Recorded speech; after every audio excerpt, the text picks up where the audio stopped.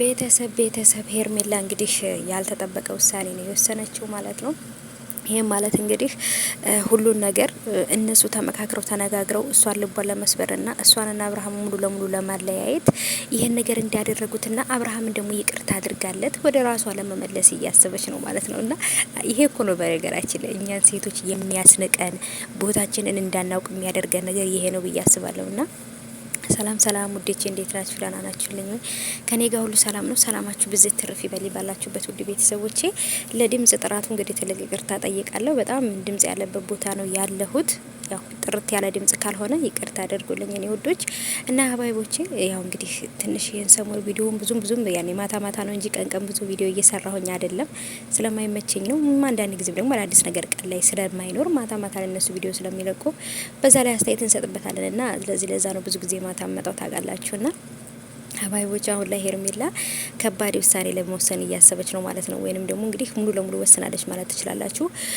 ምክንያቱም አሁን ላይ ሩታና ሄርሜላ ከአብርሃም ተገለው ነው ያሉት ታውቃላችሁ። ፍቅር አብርሃምን በሆነ ነገር አስፈራርታ የራሷ ለማድረግና የሆነ ነገር ለማድረግ እየሞከረች ነው በነገራችን ላይ ግን ደግሞ መቼም ይሄ ነገር እስከ መጨረሻው ድረስ እስከ ሄድ ድረስ ሊሄድ እንደሚችል እናያለን። በእርግጥ እነሱ ይሄ ሁሉ እስክብሪት ነው በደንብ የተጻፈ በምርጥ ዳይሬክተር የተዘጋጀ ድራማ በሉት በቃ ክፍል የለውም እንጂ እኮ ያው ተከታታይ ነው እና ከአንዱ ጉድ ወጣን ስንል ወደ አንዱ ጉድ ማለት ነው። የባለፈው የሄርሜላ ጋር ታረቁ ብለን በቃ ብለን ሳንጨርስ እንደገና ደግሞ ሌላ እና ስለዚህ አባይቦች ሌላ ደግሞ የሚያስብል ነገር ነው እንግዲህ ፍቅርና አብርሃም ያመጡብንና አብርሃም ምንም አይነት ነገር አይፈራምና ፍቅር ምን አይነት መረጃ ብትይዝበት እንደዚህ እንደሆነ ባላቅም፣ ሄርሜላ ግን ዞሮ አብርሃምን ይቅርታ ጠይቃ ምናምን በቃ እኔ እናንተ ለማለያየት ፈልገው ነው ፍቅር እያስፈራራች ያለችበት ነገር ስላለ እውነቱን ለኔ ነገረኝና እኔ እውነቱን አውቄ ካንተ ጋር እኖራለሁኝ ምናምን ብላ ወስናለች ማለት ነው።